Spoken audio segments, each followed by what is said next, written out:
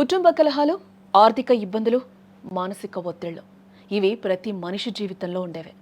కానీ తమకెదురైన కష్టాలకు పరిష్కారం వెతకాల్సింది పోయి కొందరు తల్లిదండ్రులు తీసుకుంటున్న అత్యంత దారుణ నిర్ణయాలు యావత్ సమాజాన్ని తీవ్ర దిగ్భ్రాంతికి గురి చేస్తోంది. ఆ సమస్యల భారాన్ని తమ అమాయక పిల్లల మీద మోపుతూ వారి ప్రాణాలను సైతం బలి తీసుకుంటూ ఉన్నారు. ఈ విషాద పరంపరకు తాజా ఉదాహరణే నిన్న డాక్టర్ బిఆర్ అంబేద్కర్ కోనసీమ జిల్లా మల్కీపురం మండలం లక్కవరం గ్రామంలో చోటు చేసుకున్న సంఘటన. ఆ ప్రాంతానికి చెందిన ఫినాన్స్ వ్యాపారి షిరిగినేడి దుర్గాప్రసాద్ తీసుకున్న ఒక కఠిన నిర్ణయం అందరినీ కన్నీరు మున్నీరు చేస్తోంది.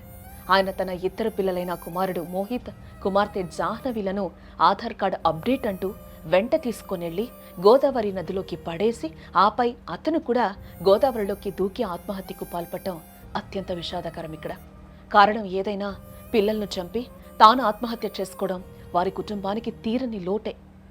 తమకు వచ్చిన కష్టాలకు పరిష్కారం వెతకాల్సింది పోయి నిస్సహాయులైన ఆ చిన్నారులను కూడా ఈ లోకం నుంచి దూరం చేయడం ఎంతవరకు సమంజసం? దుర్గాప్రసాద్ ఘటన ఒక్కటే కాదు, ఇలాంటి కుటుంబ ఆత్మహత్యలు రోజు రోజుకు పెరిగిపోతూ ఉన్నాయి. గత నెలలో హైదరాబాద్లోని బాలాజీనగర్ పిఎస్ పరిధిలో జరిగిన ఉదంతం కూడా అంతే కన్నీరు పెట్టించింది. భర్తతో గొడవలు రావడంతో సాయిలక్ష్మి అనే మహిళ తన ఇద్దరు కవలలను దారుణంగా హత్య చేసింది. ఆ తర్వాత ఆ తల్లి కూడా 3వ అంతస్తు నుంచి దూకి బలవన్మరణానికి పాల్పడింది. కేవలం చిన్న చిన్న గొడవలు ఎంత పెద్ద విషాదానికి దారితీసాయో ఈ ఘటన మనకు కళ్లకు కట్టినట్లుగా చూపిస్తోంది. ఈ హైదరాబాద్ నగరంలోనే మరో ఘటన కూడా చోటు చేసుకుంది. హుస్సేన్ సాగర్ సరస్సులో ఓ వివాహిత తన 2 ఏళ్ల కూతురుతో కలిసి దూకి ఆత్మహత్య చేసుకుంది. ఆమె కూడా కుటుంబ సమస్యల కారణంగానే ఈ నిర్ణయాన్ని తీసుకుంది. పాప వయసు కేవలం 2 ఏళ్లే. లోకమే తెలియని చిన్నారికి అప్పుడే 100 ఏళ్లు నిండిపోయాయి. కేవలం నగర ప్రాంతాల్లోనే కాదు, గ్రామీణ ప్రాంతాల్లో కూడా ఈ కుటుంబ కలహాలు ఎంతటి తీవ్రమైన క్రైమ్కు దారితీస్తున్నాయో నాగర్ కర్నూలు జిల్లాలో జరిగిన ఘోరం ఒక ఉదాహరణ అని ఇక్కడ చెప్పుకోవచ్చు. అక్కడ ఓ తండ్రి భార్యతో గొడవపడి తన 3 పిల్లలను బైక్పై తీసుకెళ్లాడు.